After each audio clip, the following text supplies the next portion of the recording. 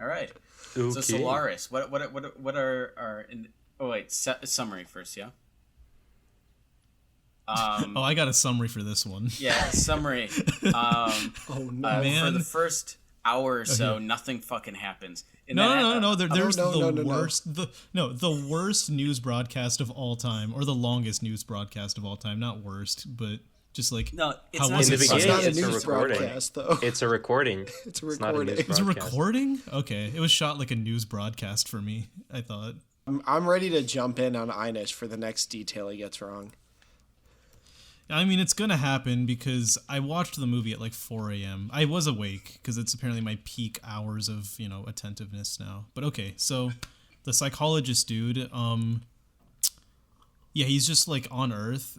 Then there's like a hallucination. They go through a tunnel. Then he arrives at Solaris Station where like actually some interesting stuff happens.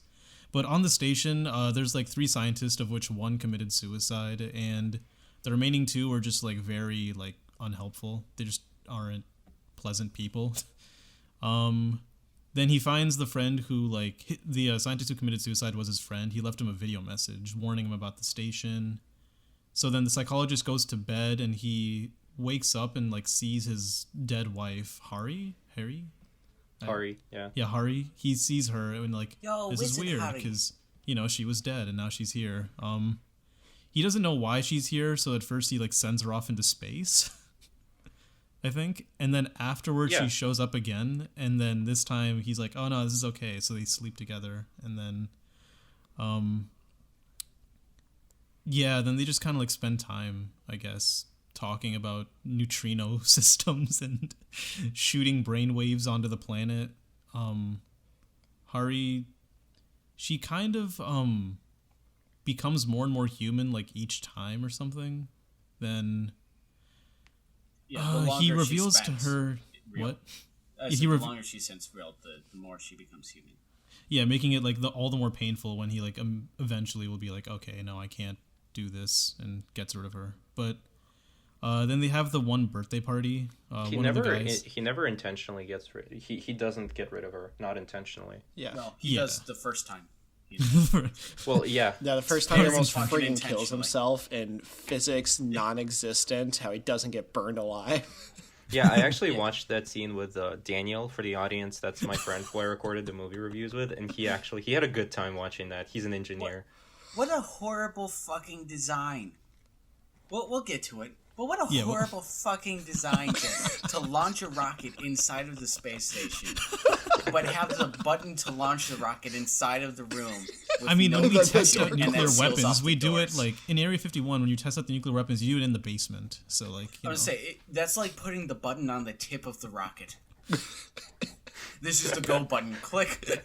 Okay, now run real fast before the door shuts within a second. I can just picture the Apollo 11 with some guy standing at the top. He'd be like, all right, 10 seconds, and then hits the button and then just like whips out like a wingsuit and just flies away. There is a reason the United States won the space race, I will say. Because they cut corners. When you're lighting off. Yeah, because the astronauts can drink liquid oxygen. It's when you're a kid and you're lighting off the like firecrackers and shit, and your parents are going, okay, now drop it and run, and they go, the thing falls over and you go, oh shit, and they run out and try and set it back up and run out before it goes off again. That's what it reminds me of. Yeah. Well, yeah, okay, if you want to finish your summary. So yeah, they have the birthday party where it's a very, very subtle philosophical argument happening, and then the dude tells Hari that, like, you are not real, you're not human or whatever. That's when Hari decides to drink liquid oxygen and then, like, dies but comes back to life. And then, well, yeah, because she can't die. Yeah, because she can die? No, she doesn't die yet. She dies, right? But then, like, they come back to life.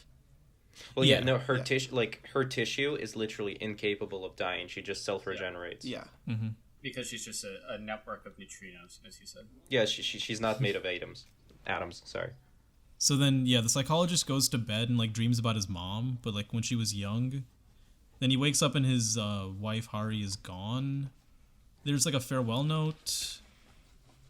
I'm trying to remember like what happens. At Yeah, this because point. they do she asked bombard the scientists to they do destroy bombard her. the planet with the radiation like they were Yeah. planning to, which makes all of the Her- planet's like influence on their minds go away, and so he's No, that's not what happened.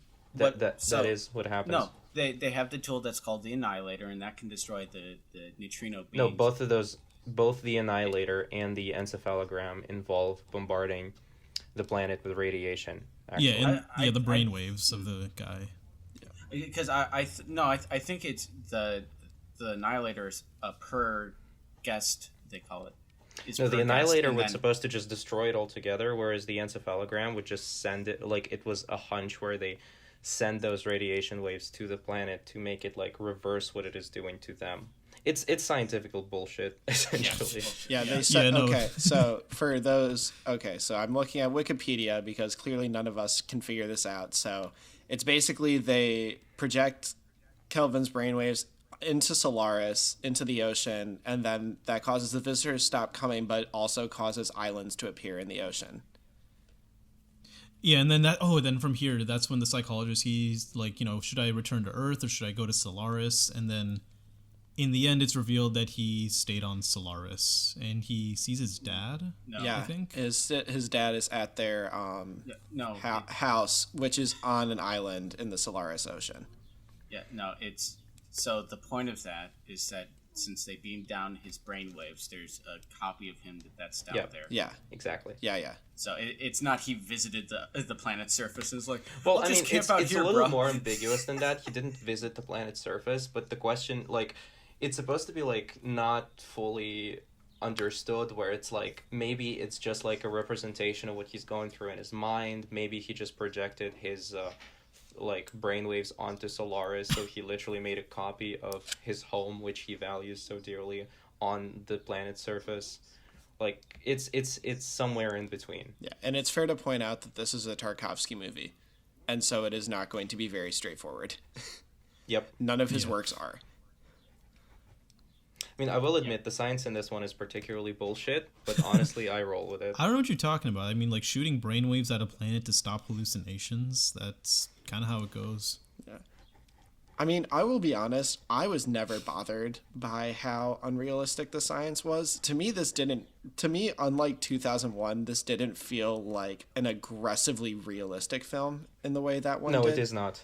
It doesn't attempt to be either. Yeah, so I never really had a problem with that. I felt like the world felt pretty well fleshed out for what it was supposed to be. The special effects could have been better, but all in all, like, I feel like the science that they were using matched pretty well with the world that they had established. I think it It reached a bit far it's at moments. It's the I thought. science fantasy, I'll call it. Where Wasn't enough to break it. Yeah, it doesn't need to be 100%, but it. Yeah. Sorry. Well, since the science isn't the point, they're allowed to get away with their shit. So their pseudoscience bullshit, but. But yeah, should we dive into like our thoughts? Yep. I guess. Yeah, sure. All right. Who wants to start? I guess I'll start on this one. I liked this movie. I liked it less than 2001. I didn't really love it, but I think it is like very well made. Obviously, Tarkovsky knows how to make a good movie, and I think like the direction's great. The production could have been better. I can't really speak for the script, but at least like the English translation through the subtitles, I didn't think the script kind of juggled between either being really good and then just kind of bad, in my opinion, or not good. I will say it is a pretty. I'm sorry for butting in. It's just like specifically to clarify your situation. The English sub, as I was watching the film, it was actually like very on point as to what the characters were actually saying. However, in many cases, it lost like the flavor of the language when they were using like just common phrases or comparisons or stuff that's like just not present in English. Mm-hmm. But other than that, at least it was never like some GDA San Andreas pirated translation. Yeah. Overall, I thought the script, like, for the most part was pretty good, but then there were just moments where I'm like, okay, yeah, very, very subtle. Nice. But, yeah, overall I liked it. Okay, I can go. I liked it very well. Well, I liked it after he got to the space station. Before that, I literally texted about 20 minutes in. I texted you guys going, uh, did Stanley Kubrick and Andrei Tarkovsky have a competition to see who could make the most long, drawn out, boring movie? Where they go, I can beat you. I can make one even worse. But once he gets to the space station, it picks up a lot, gets much more interesting and introspective. At which point I like it. I like it a lot less than 2001, but I also think they're made to accomplish so drastically different things that comparing them is almost unfair. All right. Oh, okay. If you want to take it, you can. Yeah, I suppose I can go. Surprise, surprise! I also love this movie. Big shock, I know. I really do like Solaris quite a lot. I just love Tarkovsky and Kubrick are easily two of my favorite filmmakers. I really love the beef that Tarkovsky had. We'll get into this later. That Tarkovsky more or less kind of made Solaris, partially for money because he was not doing well financially, but also because he just really hated 2001: A Space Odyssey and thought it was a giant load of crap. And so I like the comparisons between the two. I think Solaris stands very well as a film on its own.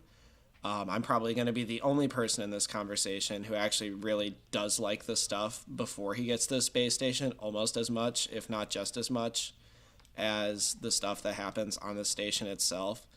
Yes, it's all very, even more so than 2001, it is very long and slow and drawn out, but it does help set an atmosphere for going forward, and it does, the openness of it does really help compare between the claustrophobic set of this ship itself. But overall, I really like the film, and I do think it's one of the greater sci-fi works and does belong on list of greatest sci-fi films of all time. Yeah. Okay, so first I will say that Andrew will that's not right, be yeah. the only person today who appreciates the before the space station part of the film. I think it's really well done, even though it is slow. Like, I'm not gonna be bullshitting anybody. Second of all, I will then proceed to slightly take a shit on Andrew's intro statement because I did some digging and I never actually found any proof that Solaris was made as a response per se to 2001: A Space Odyssey, and it doesn't seem to me like it actually was. What is recorded though is Tarkovsky didn't like 2001: A Space Odyssey, and that is pretty much the end of it. Like, yes, the space race was going on at the time, but I don't think it's fair to say that Solaris and 2001 are supposed to be movies that compete with each other. I think at most I will be able to say that Tarkovsky was influenced by some imagery and maybe some ideas that were present in 2001, but the way the imagery is used, the purposes of using that imagery are very different. The manner in which Tarkovsky tries to answer the questions he asks in the movie are drastically different. And the movies are really only similar in the way that they're like lawn philosophical sci-fi that were shot at around the same time, and probably one slightly influenced the other. That's it. Yeah. Well, I mean, I agree that I think that Solaris definitely has more of a kind of brutalist feel. I'll call it. But I don't think really. Yeah, like you gave credit to. I think there's like ideas of Space Odyssey that Tarkovsky kind of took and implemented in Solaris. I don't think there's really even much of that. Like, watching the movie, I was sitting there watching and going, now, why are they relating these two? No, specifically the Why idea did that carried Andrew try and over pitch is it? the one with Hal and Hari, and only the broad question of it's a sci-fi movie that explores what it really is to be, what it really means to be human. That's the grand idea, and that really is like the only one that was directly taken from 2001. Even though I think sorry, one more sorry. sentence. Go ahead. Yeah, where 2001 like doesn't go in depth and asks a lot of questions and doesn't really like want to answer them. It wants the audience to come up with an answer themselves. It just really bothers with asking questions. Solaris asks like very few questions and goes in depth into all the possible ways of answering them. Well, but I mean, it goes. I think that I mean they're both philosophical in a way, but really it's Kubrick goes into 2001 with saying, "I have the answer. The answer is that we're militaristic beings, and that everything we touch and create will turn into military."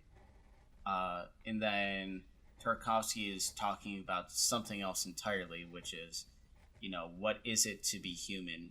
What is it to have emotions and thoughts and memories? Like, is it our memories that make us, our bodies that make us human? What is it? Which is also a question that is Stanley Kubrick definitely asks by making Hal incredibly human as a character and making the human characters who are on the ship with Hal boring, lifeless drones. I guess a little bit, but the difference here is that there it's like a question that arises for sure. Give me a sec. Apologies. It's a question that arises, but it's not a question that is like the core of the film. Like for Solaris, that is the film, is asking that question. For 2001, it's like, yeah, that's there, but really it's about this other thing. I will agree with you that 2001 is definitely like more ambitious. For me, I would say even overly ambitious, with asking too many questions that the audience should think about on their own without bothering to really come up with an answer. Whereas Solaris is way more focused on the issue that it really wants to talk about. Does anyone else have something? Yeah, Einish, go ahead, because I have a lot to say, and I will take up a lot of time. I don't have much to say, but I think one reason why people do relate these two is, I think, correct me if I'm wrong, but in particular, what Tarkovsky didn't like about this movie was that... No, sorry, not this movie. What he didn't like about 2001 was that it wasn't, like... It was very emotionless. It was lifeless, like he would say. And that is true. I think, like, one thing, like, with this movie, it kind of feels like a response because it is a very emotional movie.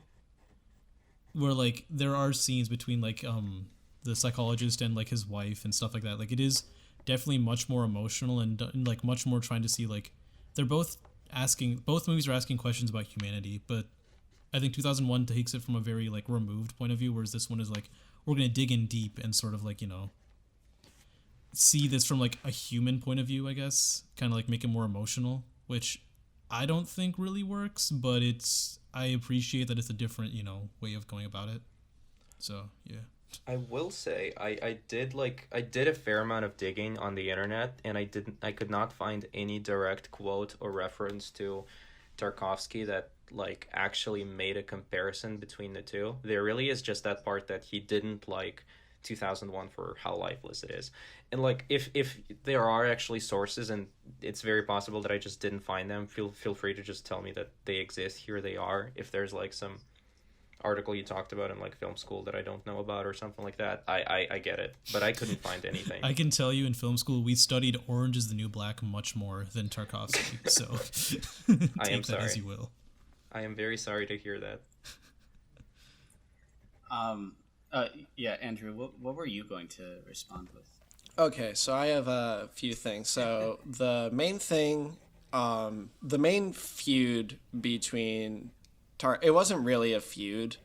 I just see I see a lot of similarities between these two movies personally. A big thing is that Tarkovsky called Kubrick's films, quote, phony on many points, and, quote, a lifeless schema with only pretensions to truth. That Tarkovsky's main idea, and you'll see this in The Mirror, you'll see this in Andrei Rublev, you'll see this in Stalker, that Tarkovsky believed the best way to study humanity was not an ambitious overarching concepts, but through individual people themselves.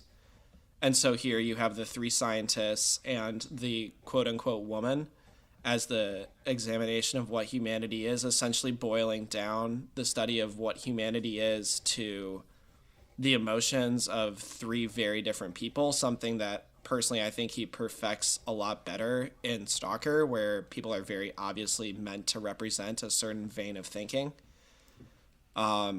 Whereas 2001 kind of observes humanity more in a broad scope. Ultimately, 2001 is a film about evolution. It's a film about the dawn of man occurs when a monolith shows the apes how to use tools, which they then turn into weapons. And then the next step of human evolution is the Star Child at the end of the film. The whole film is about humanity's overall journey, not told through characters, but told through a much colder and more removed sort of objectivity. So that's kind of the main thing there. Otherwise, notable things is that this is Tarkovsky's only film which he shot in the 2.35 to 1 aspect ratio, which is definitely not something that he normally does. And also, he often kind of spoke out against widescreen aspect ratios, if I'm not mistaken. So interesting that he would choose to use that here in imitation of 2001. But yeah, there's not a whole lot uniting these two movies. I just think it's interesting that they're two films that try to tell the same thing and have very different ways of going about it. And personally, I think 2001 is more successful just because I don't think that humanity is able to be boiled down to three people, because there's so many different variations in humanity. And I think that 2001's way of kind of distancing itself from emotion to give it a more objective stance is the better way to do it if you are going to do it. I also think that Kubrick not answering questions is more or less an admittance on his part that he's not smart enough to answer these questions, whereas I feel like Tarkovsky feels like he has a lot of possible answers and doesn't have the one definite answer, which I also think is incredibly respectable. But yeah, there we go. I will slightly disagree with that. It's going to be like a short disagreement. I'm not going to like disagree with everything you said. I specifically disagree with the part about the questions asked, because in my opinion, Tarkovsky, and I don't know the reasons for either decision on either director's part, of course, but I think that Tarkovsky doesn't really attempt to answer all the questions that he's asking, and because there really is too many to answer in a movie. But the main question of like humanity and like the evolution thing with the star baby at the end, he gives a pretty definitive stance on it, which is just Stanley Kubrick's average stance in movies, which is in many ways like evolution can be harmful and can be turned into a weapon. And I think that personally, like, I saw a lot of that in 2001. However, with Tarkovsky, he doesn't like, when I say explores questions deeply, I mean he provides a lot of context that would be needed to answer the question, but he never actually makes the step to make the question answered. There is no definitive answer in the film still. Yeah, I agree. I will say too, I think if you think they're asking the same question, then you're either completely misunderstanding Tarkovsky, or you're completely misunderstanding Kubrick. Well, Kubrick isn't asking a question about... He's not asking the... I'm trying to figure out how to phrase it. He's not saying what does it mean to be man. He's not really even asking a question. He's just kind of investigating man's relation with violence and the idea of, that anything we touch inherently is prone to violence. Much in the Kubrick way that he does, he relates everything to the violence of man in our like worst tendencies. I agree there, but I also think you're underselling the movie. I don't think that 2001 is exploring that aspect of humanity and solely that aspect of humanity. I think there's a lot of other aspects of humanity that are brought into it. Well, no, like 2001 is asking a million questions. Yeah. Yeah, well, yeah, but I don't think if we're talking about the focus of it versus, you know, does it ask a question? Maybe like we're sure there is a question of the where's the line drawn in the sand uh, between Hal and the inhabitants of the spaceship. There is a kind of question there, but that's that's really a very in passing question. Like the focus, the intent of the film is on that violence. That's why it's the theme that continues throughout the entire movie with the monkeys, the obelisk, Hal. That all of these things, all the tools we have, are inherently geared towards violence and warfare.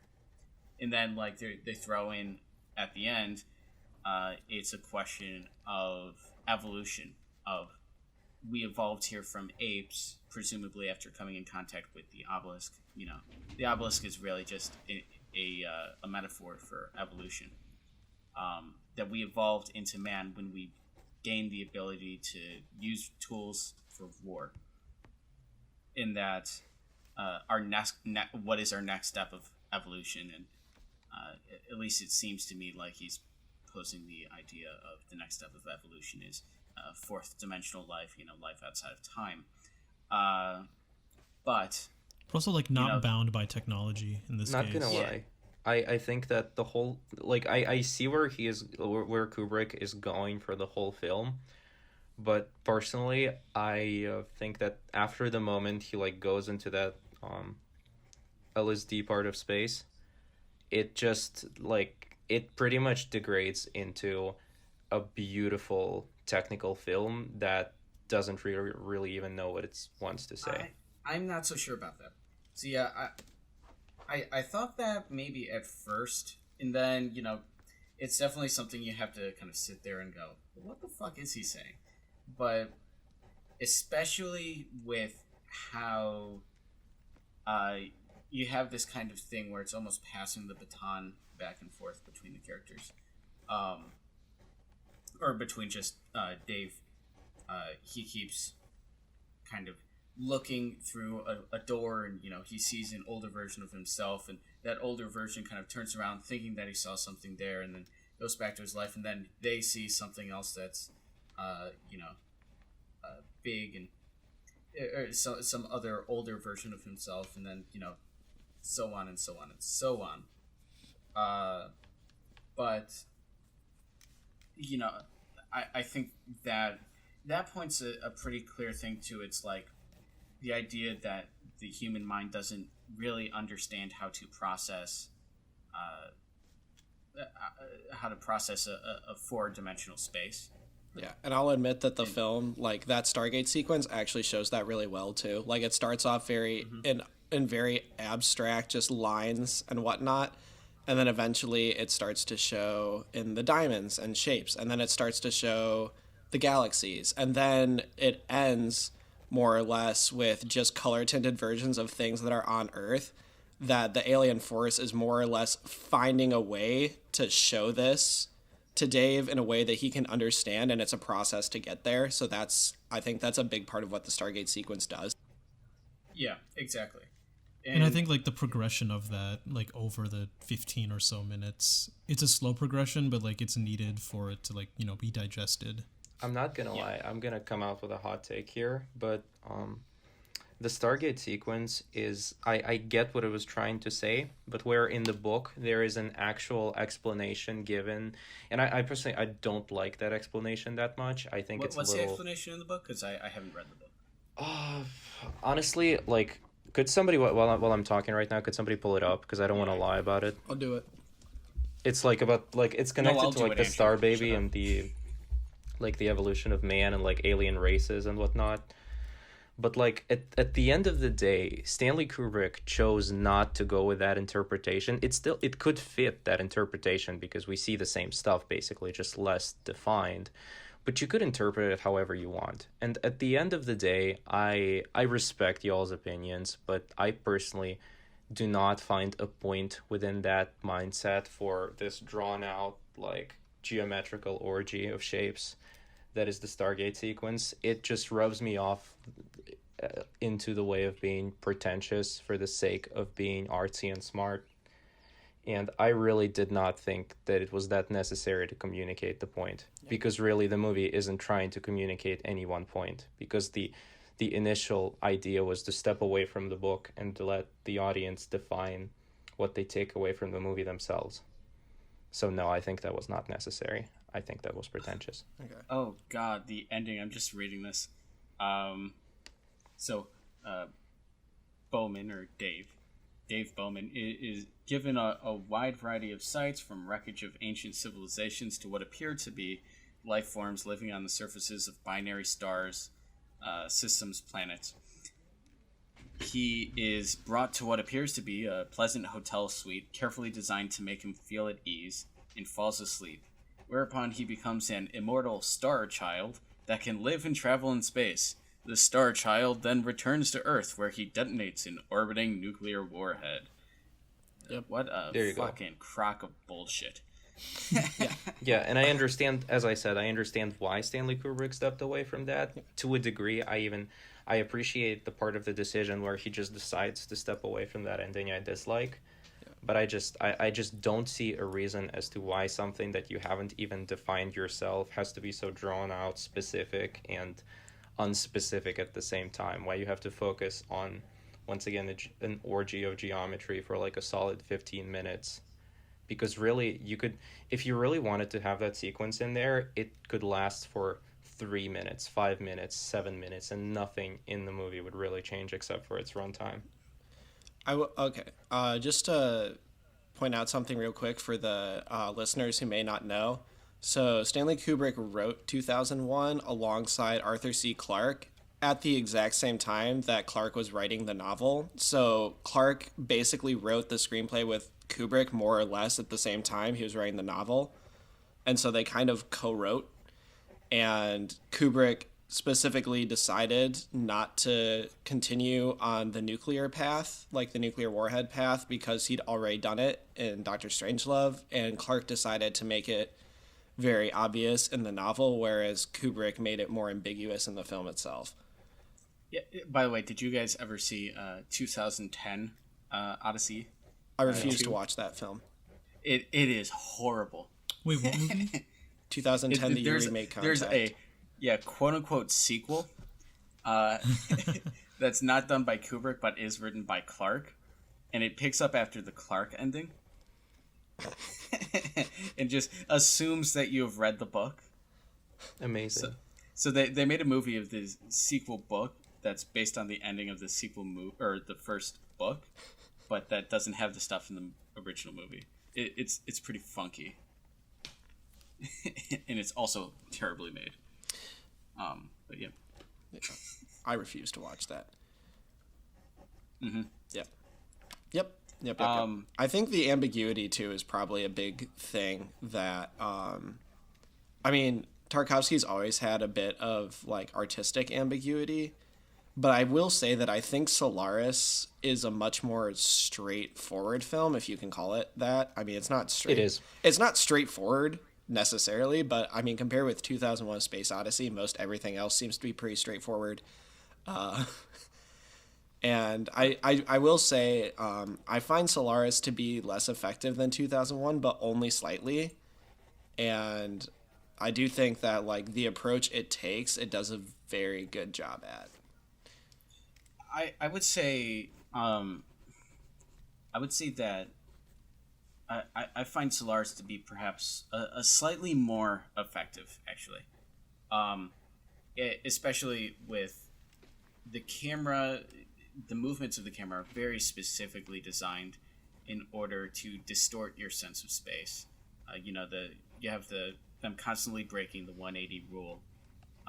Moving characters around when they're off screen to kind of create that a very dreamlike sense of things, where logic is kind of broken.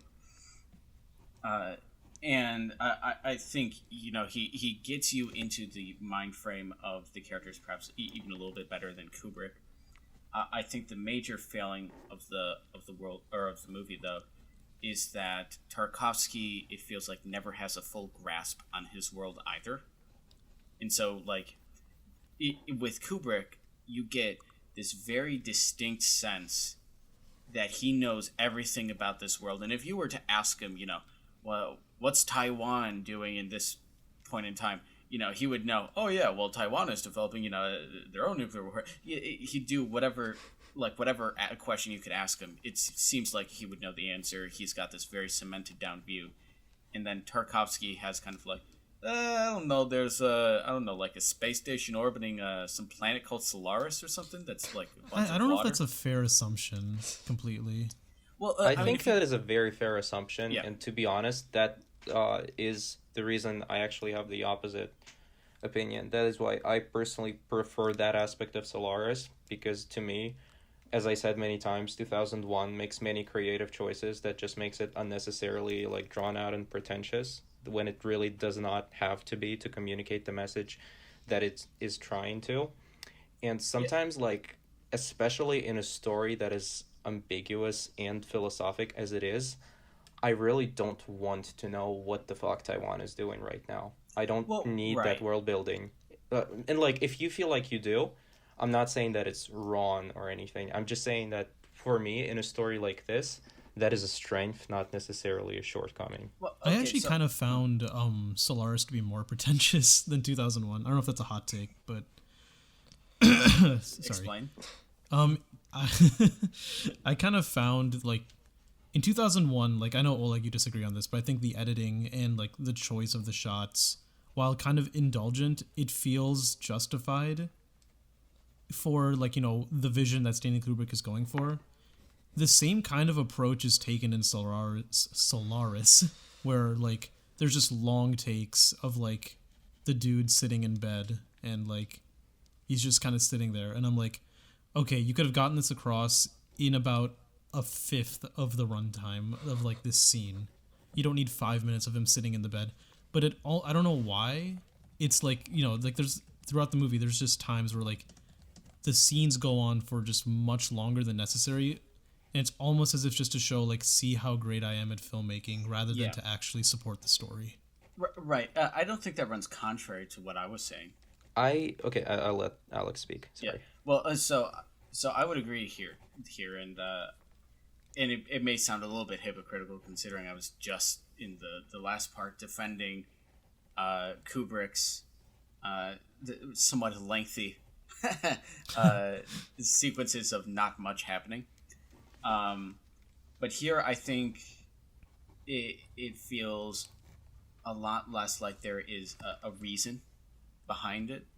It feels a lot more like, well, I think it would be a really cool shot to just have this guy drive through a tunnel for 5 minutes. The tunnel shot. While his kid plays in the backseat. And he'll just shoot the back of his head and then some cars moving through a tunnel. And just fucking slowly escalate the sound. For no fucking reason. And it doesn't serve any purpose in the film. It doesn't serve any purpose in really the tone either. It's just to say, hey, look, I can do an interesting kind of shot.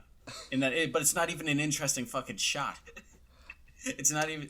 It's just people driving through fucking tunnels for 5 minutes. Stop. Okay, honestly, that's a fair critique. Yeah, I really love the tunnel scene, but sorry. yeah. Yeah, no, I will say That's because you're a film student, you I asshole. will disagree that the tunnel scene serves no purpose in terms of tone. Useless. But in terms of could you cut it out or made it shorter or just got rid of it altogether? Yeah, fuck yeah, totally. Absolutely. That said, I don't like. I will not. Clarification. I do not think that this is like Solaris is my favorite movie ever, and I do not think that this movie is not pretentious.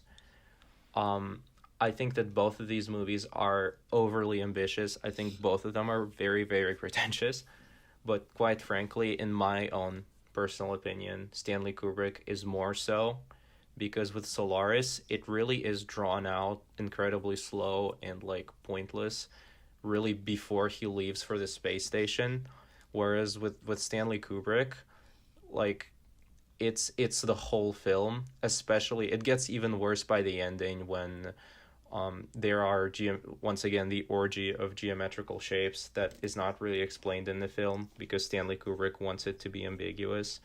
there is the Star Child that is not explained in the film because Stanley Kubrick wants it to be ambiguous.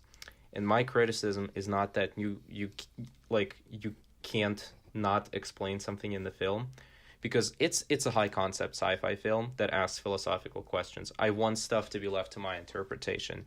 But if you're not trying to drive a specific point into my mind, then why the fuck are you doing it for 15 minutes? That is my issue. Yeah, well, I'll say too, Stalker certainly picks up a lot more than Kubrick. Solaris, does. you mean? Did I say Stellaris? Yeah. Okay. You said Stalker. which in fairness Oh, does did I say also Stalker? pick up more.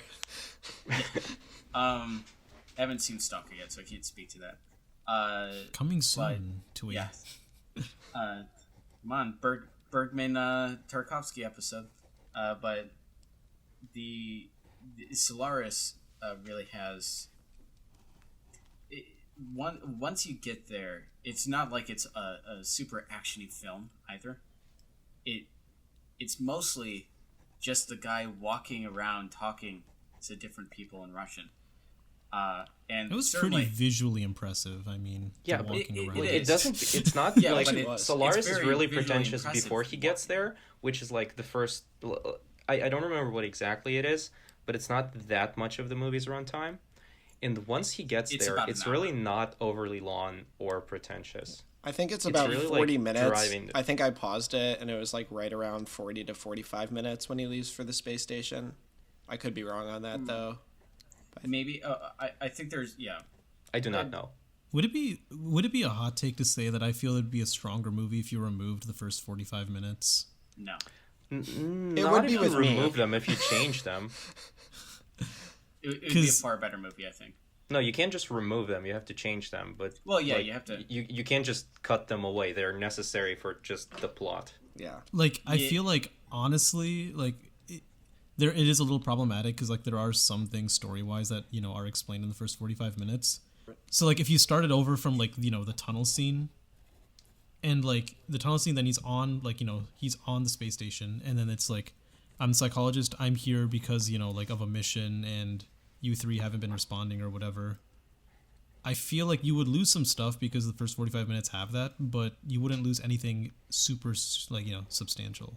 Yeah, I Not think, only would you lose storytelling from like the video part where the guy says that he experienced some weird shit, and I agree that maybe you could play around that. The thing you couldn't play around, even if you change it, is the fact that we need to establish his we need to establish this house, we need to establish this swamp, we need to establish the aspect of the place that is familiar to him, that he is going to miss and that he is going to lack for the rest of this film. Yeah. If I you also start feel that- straight on the space, like going off of what Alex said about Yep. 2001's, like when the action picks up, it's more exciting because you've had a lot of slow up until that point.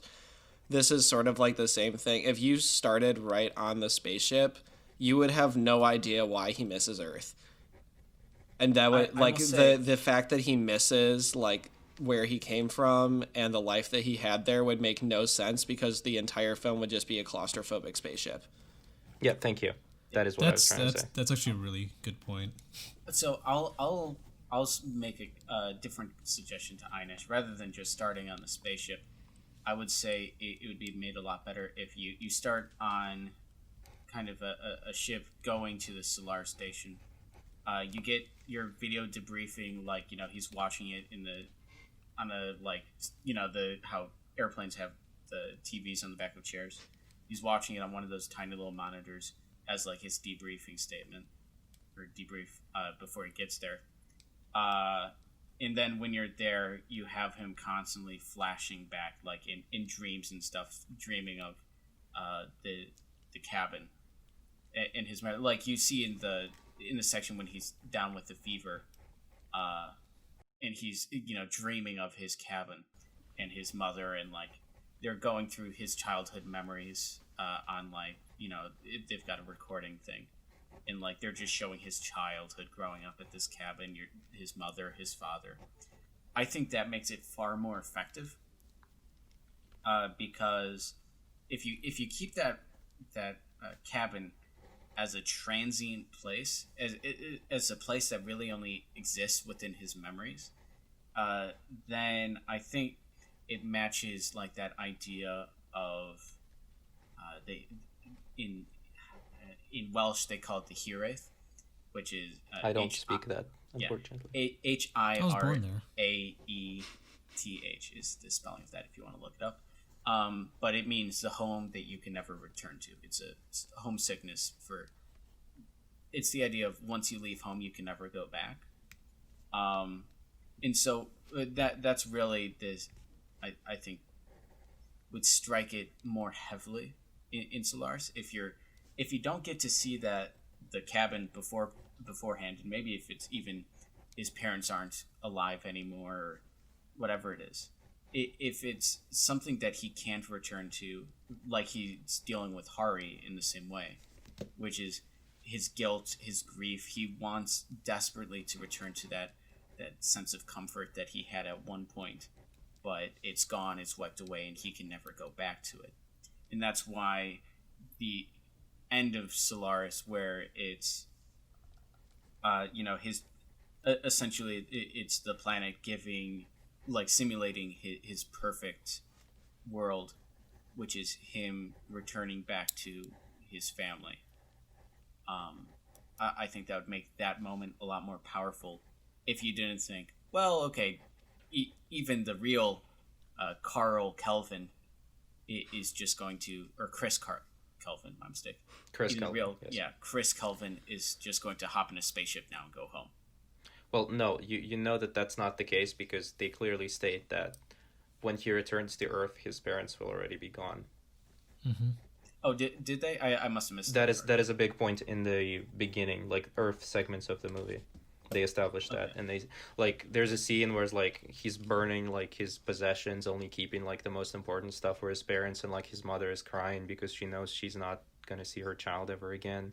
Well, I think then if they wipe out the parents anyway, then I think it would be served much better by leaving it as something that we never get to see, but we get to see him grieving over, because when he's on Solaris, we don't really see him dealing with the grief of that until through the wife fever sequence. Well, through the wife we do. We see his grief in dealing with the wife, and that strikes us very powerfully, and it becomes, that kind of. It was one of the most compelling part of the movies. I thought. It is the movie. It is the movie. It's the idea of. This is where sci-fi becomes the best form of sci-fi, is when it transitions into the philosophical ponderings of, when it becomes that idea of, well, should I leave? Does it really make a difference if she's made of neutrinos or if she's made of flesh and blood? If she is the woman I love, emotionally with her memories? Like, is it just because it's a simulacrum or simulacrum, does that suddenly make it not worthwhile? That's a very interesting and profound statement to investigate, and that's kind of the whole movie. But having the extra bit with the parents at the beginning kind of removes, I think, the impact of their loss, because we don't get to see him dealing with it and grieving over it until the very end when he goes, well, I'd like to go home now, and he's like, crap, I can't. It would make the whole movie more impactful if he had that thread continuing throughout. I like aspects of like the way you thought of restructuring it. I like the idea of like, we don't actually see him with his parents until the end, because that would actually, like you said, really amplify, like cement the fact like, wow, he is, he you're can't alone, go back, you're isolated, sort of thing. I think it's a solid idea. I'm not going to subscribe, to be honest, I'm not going to subscribe myself to either idea here, because your idea really sounds fitting for what the movie's going for. But personally, I just like the scene where he's burning his possessions and like his parents are crying so much that like it's kind of tough for me to just let go of it in my at the end? imagining of the movie. It is a good scene. Yeah, I really like that scene too. If you could make it one of the flashbacks, maybe. Yeah, I was gonna say I thought that was at the end it came. the burning of the books and stuff. No, that's like That's right in the beginning. either right before or right after the tunnel scene, I think. Well, I mean, you could even actually. I think that scene would serve really well when they're watching that montage of Kelvin's life, right? Because like it fits in there perfectly, where it's him as a child, him growing up, and like he's getting progressively older, and then it ends on their mourning him, burning his possessions, and basically saying their goodbyes. Once again, not invalidating. Like, I like your take on this. I just really think that it's a very nice setup for the way we're supposed to feel in the movie when, like, we see that grief and how hard it is for him to leave, and then he leaves, and then we experience all the claustrophobia, and we already know why he has that claustrophobia, and we can understand why he's so desperately, like, clinging to the memory of his wife as the last thing we like he has from his pretty much life. Something just occurred to me. So if the journey takes so long, which I'm willing to accept since it's, you know, space travel, and especially interstellar travel is obviously takes a long time. Not in movies, it doesn't. The books, yeah. Well, well, that's the reason they give for his parents, like, being gone, right? That when by the time he gets back, the time shift would have been so drastic that his parents would have passed by the time he gets back. Doesn't have to be like that, because it could be that it's that's essentially the explanation they give, though. No, they never. I could be wrong, definitely, but I don't think they ever say that the reason is because the interstellar flight itself is so long.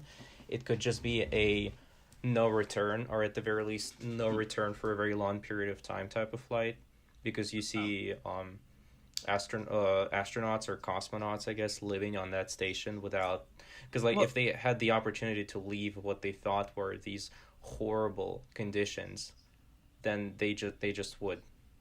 Well, it makes sense for them not to be able to leave, since they don't have, you know, a interstellar capable, you know, rocket to ride home. You could just say that he has enough fuel for one run.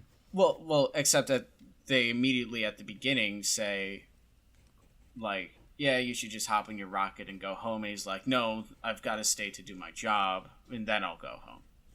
Did they say that, actually? Yeah. Yeah, and then that does happen once. at the end, it's implied that he is still going home, because, you know, Hari, his reason to be there is gone. So, like, you know, he's able to return. It's just that for some reason, by the time he gets back, his parents will be gone. So presumably that's either the time it takes or time dilation or whatever.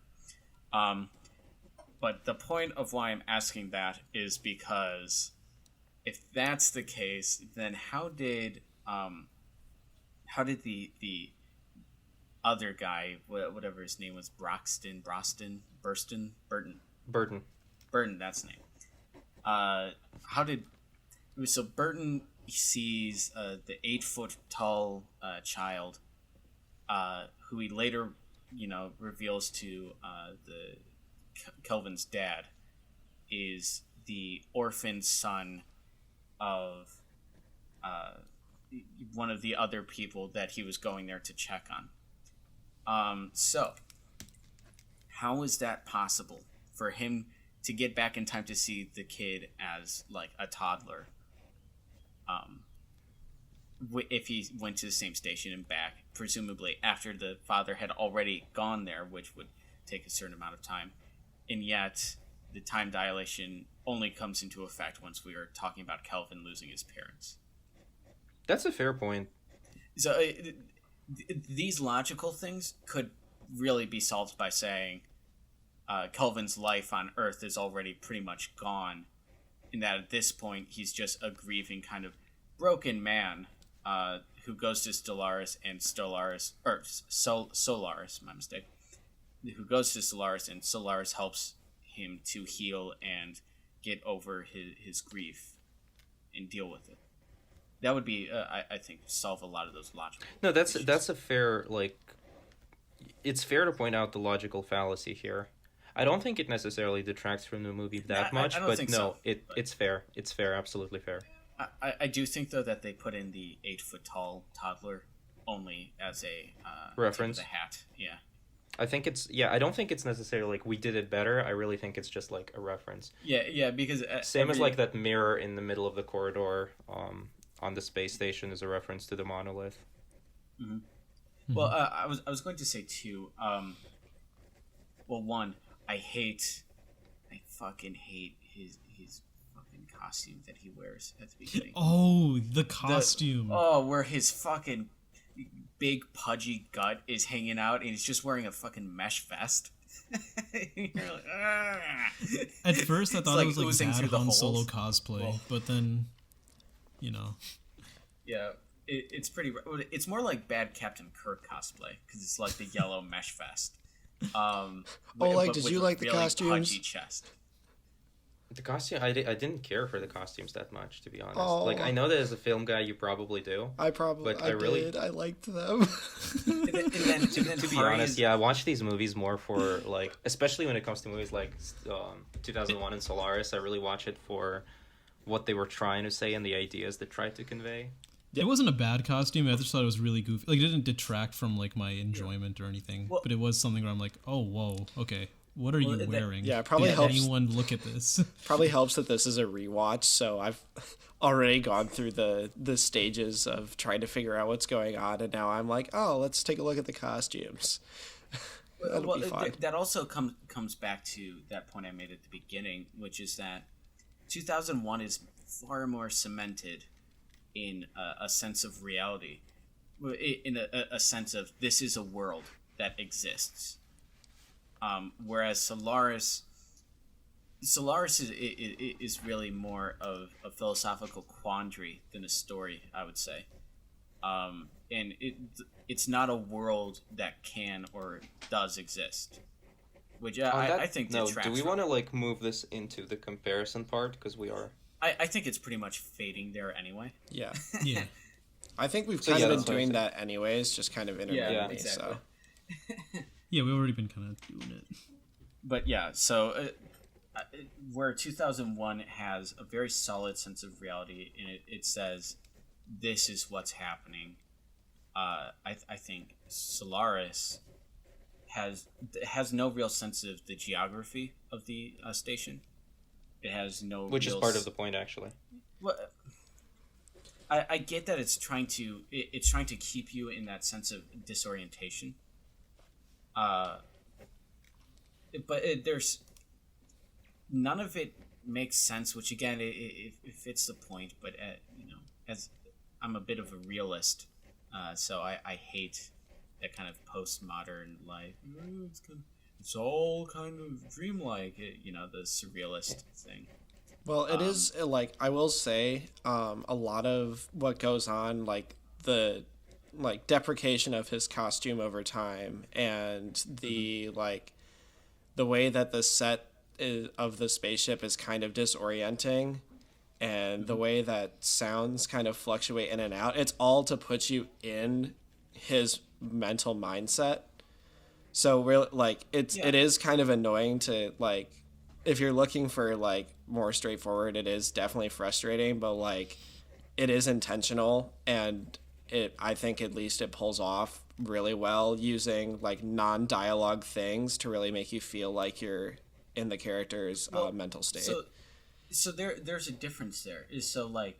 For example, Kubrick uses the same kind of technique in The Shining, where the hallways, the part of what makes the scene where Danny's riding his tricycle through the hallways so interesting and kind of powerful in a subconscious sense is that the hallways are inherently impossible. They loop in on themselves multiple times.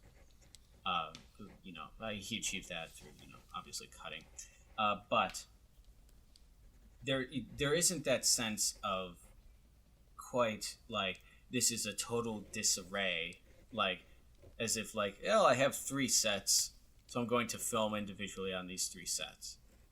it still feels like it's one united place, but that there's like that there is some kind of strange dream logic going on in there. Because the thing about The Shining is that The Shining has a lot of tension aspects to it, where you are specifically watching characters that you root for escape from a threat, and for that to be effective in a film, you have to build familiarity for the audience with the place that the pretty much action set pieces are occurring. Whereas that is contrary to the point of Solaris, where he wants you to be completely confused, just like the character is, to be lost in this space. The claustrophobia is so immense that you cannot even have any sort of a like picture or a layout in your head of what this space station looks like. It's just different purpose, pretty much. Yeah, I guess so. Yeah, I don't know. I still think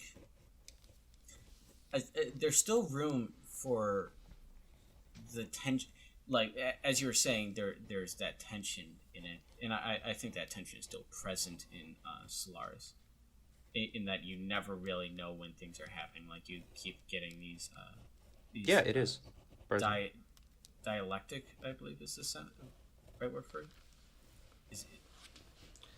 Is that... I'll refer to you film people. What's the sound or name for a sound that occurs within the world? Is it diegetic? Diegetic, Yeah. that's right. Dialectic is a type of material. It means... I think you mean diuretic. Yeah, diuretic, yeah. diabetic. Diatribic. Yeah, but, fuck, I already forgot what the word is. Diegetic. Diegetic. That you get these diegetic sounds of like the bells jingling. That's a very like powerful thing of like it's this force kind of luring him around, pushing him into this kind of dream logic, and it just always kind of jingling in the background. And even if it's not physically addressed or like actually addressed in that scene in the movie, it's still this kind of worry that he's like always looking over his shoulder and like closing doors behind him, like afraid. And then oddly enough, that kind of stops once he embraces Hari, and then it shifts kind of tone again. And by the way, real quick, I did just remember something that makes me say the Annihilator is 100% per guest. So for the listeners, if you aren't watching the movie, guest is the term that the movie uses for the people made out of neutrinos. So because, and I know that it's the Annihilator is on a per guest basis because the Annihilator, because the guy, the scientist, I forget his name, Strauss, whatever. The Snout? Is it Snout? It is. Yeah. The scientist guy with bad hair. Snout. Yeah, exactly. On his own guest, and says like, "Look, he hasn't returned in like 3 days," so we know it's on a per guest basis, which makes more sense. Okay, that does help. So. Okay, yeah. Speaking so of, wanna... sorry, go ahead.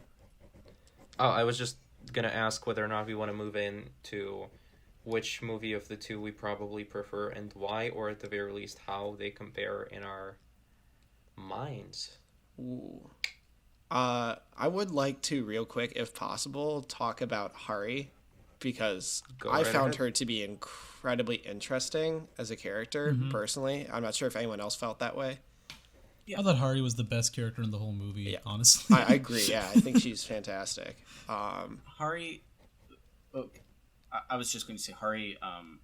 Hari reminds me a lot of a sci-fi book called The Invisible Man by Dan Simmons, or Hollow Man. Elizabeth Moss. No, my mistake. Not The Invisible Man. The Hollow Man by Dan Simmons. There's also a movie called Hollow Man that's about the Invisible Man. Apologies. Hollow Man is a book by Dan Simmons, which is about the idea of consciousness, in that. Essentially, the brain is derived up of electromagnetic pulses, going in between or going in between the cells of the brain. And so the idea is that if you replicate that those electromagnetic pulses and waves, do you still have the person? Is that still their consciousness? And so like this. Anyway, that's what this reminds me a lot of, which is it's the ship problem where if you have your original ship and then you replace the sail with a new sail, and then you replace something else with a new something else, and then essentially when you replace every single part of that ship, is it still the same ship? No, I don't think that's the same question at all. So that's the ship of Theseus philosophical quandary. What we're talking I think they play together very well, actually. I thought they're the same, but they play off each other, I think. Maybe a little bit, but they're in a way polar opposites of each other. Yeah, I was gonna say this is more a question of what makes a man versus like that would be more relevant if we were asking the question about your cells die off and regenerate multiple times a day. Well, not this. Think about Hari in the film. Essentially, she is the ship of Theseus, because every part of her, every cell of her is completely different and not even similar to what she was before, but she still is the same person that Chris loves. What I find interesting about Hari specifically is that she is not really the actual Hari. She comes back as what he wishes Hari would have been, or what in his memory has positively shaped her to be.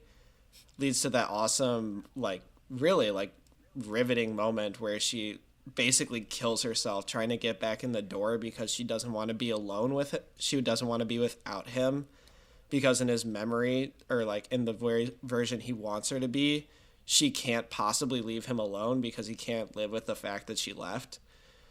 And what I like about her so much is that her becoming more and more human brings her farther and farther away from him.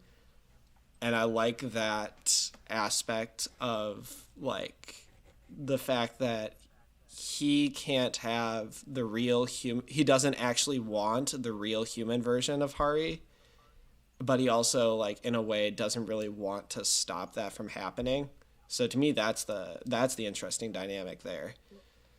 I'll say I think Hari is more a representation of dealing with grief, right? So absolutely. Well, I mean, of course, it's a metaphor for letting go of the past. I think Andrew was just saying that sometimes it's you gotta interesting kill it that if she's you not have the to, person.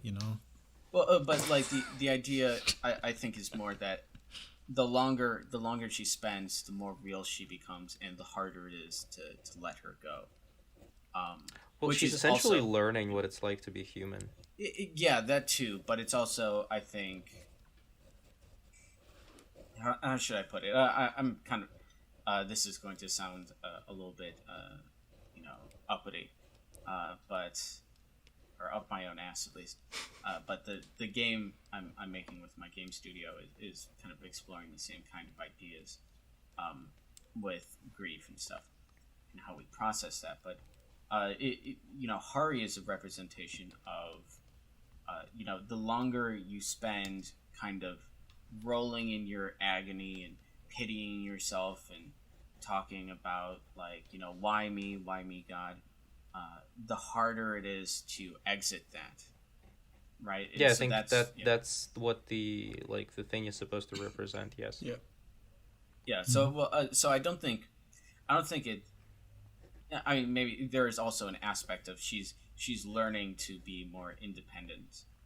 Well, yeah, I mean, no, I'm saying one of those is the plot or story reason and the character arc, and the other is just the metaphor behind it. Yeah, I don't think they're counter, I don't think they go against each other. Yeah, at all. I think they're definitely complements. Mm-hmm. Yeah, but yeah, I don't think it's a ship of Theseus question. I think it's a question, the ancient question of where is the soul housed, right? So sure. It's, I mean, I know what you mean. I know what you mean. Yeah, exactly. It's the medieval question is is it stored in the humors in the body, or is it stored? Is it some ethereal thing? Is it that 23 pounds? Is it they say that you lose when you die? That I do not know. They said they measured a person when they're alive, and then they measured them after they die, including all the shit that pours all out of them as they pass and they lose control of their bowels. But they say that overall you lose I think 43 pounds, and so some people have theorized that's the weight of the soul. That seems really heavy. Maybe That's disconnected somebody from had a worthy everything, soul. but jeez. My mistake. Okay. My Yeah, mistake. I It's will suggest 21 because grams. this is dragging a little bit, so I will suggest we don't derail the conversation. Yeah. Too much. Correction. 21 grams. Much more reasonable. Yeah, no, I don't know. 47 pounds. That's my soul, right? Yeah, babies are say, born at 10 pounds. The camera adds 10 pounds. The death removes 47. Okay. All right. I'll just go into my thoughts now. Closing thoughts, probably? That's okay with everybody? Sorry? More like closing thoughts, basically. Yeah, probably. Well, sorta, yeah. Yeah. We all of us can say which movie they prefer, why. Yeah. Yeah. Yeah. Personally, I think that 2001, as it was already proven, is a movie that would find it much easier to go down in history as it did than Solaris, because where Solaris is pretty much just a story that is told using conventional narrative methods, 2001 is not that much of a story at all. It is more of a cinematic experiment that was made based on a story, but really steps away from it for the most part. That said, however, I appreciate the set design and I appreciate the cinematography. I appreciate the special effects. However, usually that is not the reason I personally watch the film. And for that reason, I feel like Solaris I had a better time with Solaris, and Solaris was a better experience for me. Because at the end of the day, even though some of the creative choices in 2001 are more bold, even though the world is perhaps fleshed out more in 2001, and Solaris has some even logical fallacies as we established, it is much better for me to overlook them when what I am watching is on the level of writing just a better film.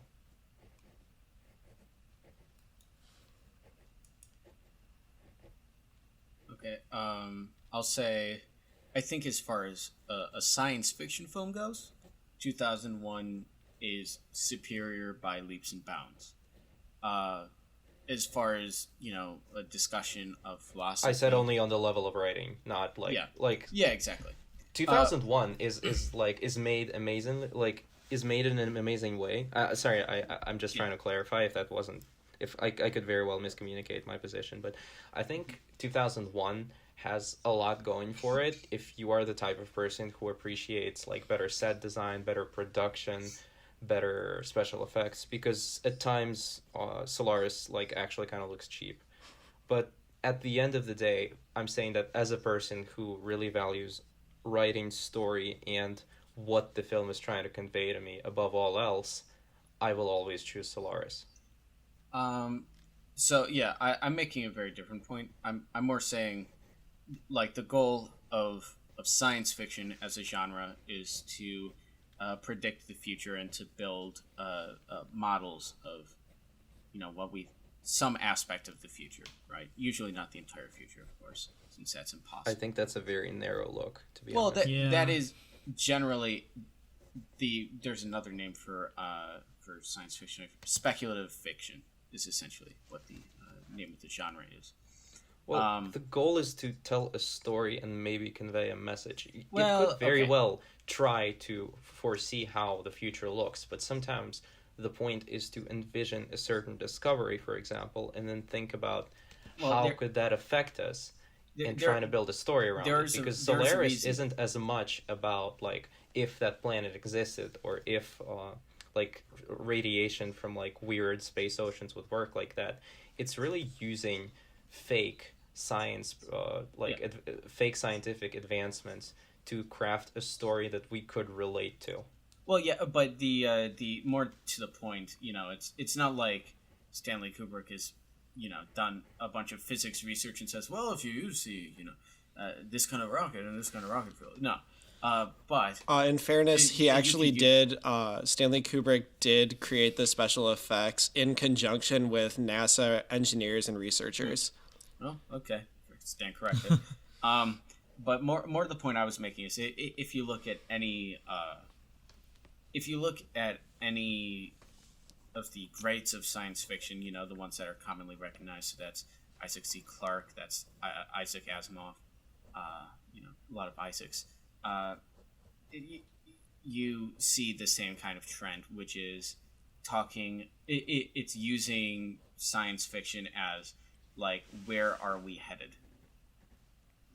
That's the idea of it. That's not even a question that Solaris attempts to answer. Exactly, and that's why I say as a science fiction film, I would say, speaking from this genre of science fiction, 2001 is far superior.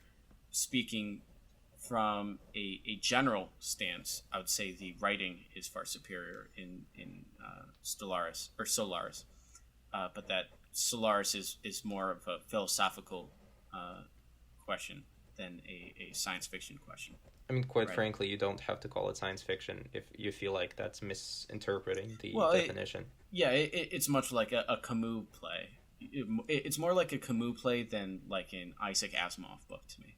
It's the same way that Star Trek is not science fiction. It's a space opera. But that's it's not Star Wars. science. Star Trek Star is Wars. actually Did I considered say Star sci-fi. Trek? Yeah. Yes. I'm mush mouth today. But Star Wars is not science fiction. It's just not. The same way that Solaris is not really science fiction. It's a philosophical book or a philosophical movie. It's also a book. Yeah, I'll accept that. All right. Well, for me, I guess I think Solaris, it takes a more like personal, emotional look at humanity and that sort of thing. I think both 2001 and Solaris are trying to like at least bring up a discussion about humanity. I don't think either like get it down perfectly because it is like a big topic. I'm not going to pretend that I understand both of them completely either because I don't. But I think overall, 2001 for what it goes for, I think it accomplishes it better. I think production-wise, it's leaps and bounds better. I think also just direction-wise, cinematography, like just all aspects in that sense. It's a much more visually and like just like, film-going-wise, it's a much more engaging experience. It's one of those movies which I like said at the beginning, I felt hypnotized from the beginning to the end. Like basically the whole way through I was just invested.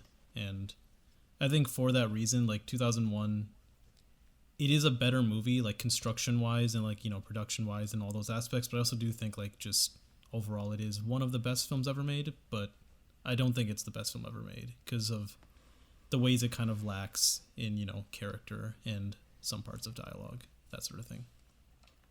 Can I ask you a question? Yeah. Like if we're not talking about the quality of set design or the oh my god, yeah, I'm a little tired. If we're not talking just about the technical aspects of filmmaking, which are like obviously superior in 2001, would you say that 2001 has anything exceptional going for it with its story and the message it's trying to convey? And the reason I'm asking that is because I know a lot of people who I think are pretentious snobs personally, who legitimately think that this is like the magnum opus of storytelling where it's like trying to convey the truths of the universe. And I think it's just like when you strip away all the technical aspects, there is no story. It's just asking questions and saying you can answer them. I think that the story, like at its base, like how it goes from like at first the apes to then like our advanced humanity to then like going through the whole Stargate sequence, trying to like rationalize fourth dimensional beings or whatever. I think the story is pretty good. I think I would go as far as to say great. I do think that like most of it is basically just like held up by the production and that sort of thing. So like while the story is good, I don't think it would work without all of the production stuff. I don't think it's like one of the best stories of all time, but I do think it's a very strong story that very much needs the production to be at the level that it is for it to be, very well regarded, if that makes any sense. It does. Thanks. So yeah, I guess for those reasons, those are my thoughts. I think Solaris is also, I guess I didn't really touch on Solaris. I think Solaris is a very good science fiction movie that is kind of limited, I guess, by its narrow view. Whereas 2001 is a much more broad view that I think is just much more interesting. Okay, it's me now. Yay. Hi. I definitely love both these movies. I really do. I think they're both phenomenal. To go off what Oleg said, if you had to read the screenplay for 2001 or the screenplay for Solaris, that's not even a question. Solaris would be far more interesting to read. 2001's screenplay is probably like 45 or 50 pages long, even though it's a 2.5-hour movie. But you don't, I will say, on the other hand, you don't watch movies to read a screenplay. If you really wanted just a story, you'd read a book. And I know that's not your point specifically. It wasn't. I know that's not your point. If you strip away the production aspects of 2001, I think, like Inish said, it's a really good sci-fi story. I think if you really boil it down, it's a lot more straightforward of a sci-fi story than it seems like it is, which I don't necessarily think is a bad thing. I think that just shows that its trappings are intricate enough to make you think about it more complexly. Or more complex. I don't think complexly is a word. My bad. But yeah, I think 2001 is fantastic. It does ask a lot of questions and it doesn't provide answers. And I'm not going to pretend that 2001 is like the greatest philosophical work to ever grace the silver screen, because it isn't. I do think it asks its questions in an interesting way. I think it uses cinema and the abilities of audiovisual storytelling to ask those questions in a way that you couldn't in any other medium. Whereas in Solaris, which is a novel adaptation, not exactly the most faithful one at that, but still an adaptation of a novel, doesn't really utilize cinema as a medium in quite as strong of a way. I do say that it does so more than most science fiction films, and frankly more than most films in general. But 2001 and Solaris are incredibly high bars. I hate to say one's better than the other. I do think that 2001 is that better of the two films, but I do think that both of these should stand among the great science fiction works, and arguably even among the great works of cinema as a whole, just for what they are able to accomplish, even in their different goals, how good they are at achieving the goals they set out to achieve.